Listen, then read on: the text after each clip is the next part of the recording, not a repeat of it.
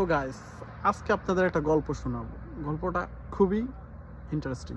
যেমন আমি এক রেস্টুরেন্টে কাজ করি। সো এই রেস্টুরেন্টের ভিতর একটা কামেরি আসছিল, কামেরি মানে ওয়েটার। তো ওয়েটার আসছে, ওয়েটার একটু মিডিয়াম বয়স, মানে ভালোই বয়স, 45-50 বছরের মতো।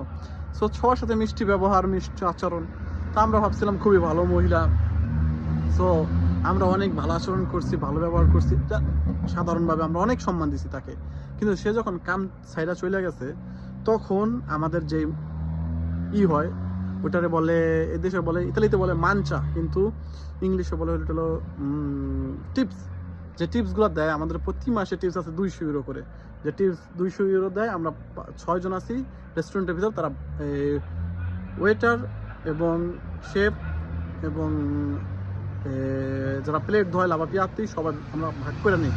তো প্রতি মাসে আমাদের 200-র মতন টিপস থাকে। তো সে 4 মাস ধরে আমাদের রেস্টুরেন্টে ছিল, কিন্তু 4 মাসে আমাদের টিপসের তেমন কোনো টাকা হয় নাই। তো সবারই একটা সন্দেহ যে টিপসের টাকা গেল কোথায়।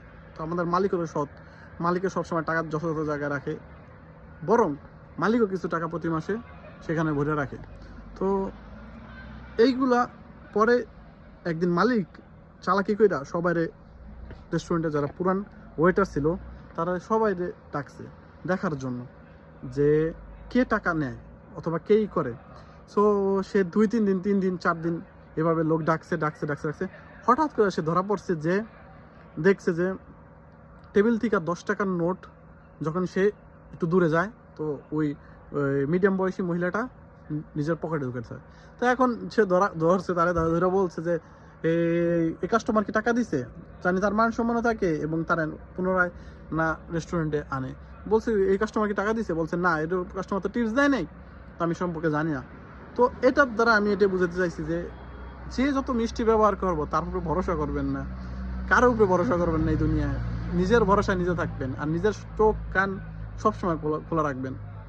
কারণ ক্ষতি করা মানুষগুলো সবসময় মিষ্টি ব্যবহার করে, এটা মাথায় রাখবেন। ক্ষতি করা মানুষগুলো সবসময় মিষ্টি ব্যবহার করে। যারা আপনার ক্ষতি করবে অথবা আপনার লাইফে থেকে কিছু চুরি করবে, আপনারা ধোকা দিবে, তারা সবসময় আপনার সাথে মিষ্টি সুন্দর ব্যবহার করবে, কিন্তু সময় আসলে তাদের রং চেনা যায়। এজন্য আমার কথাটা মনে রাখবেন সবসময়, আর এই কথা অনুযায়ী চলার চেষ্টা করেন যে মানে কখনো কখনো কখনো কাউকে বিশ্বাস করবেন না 100%, তাহলেই ধরা খাবেন।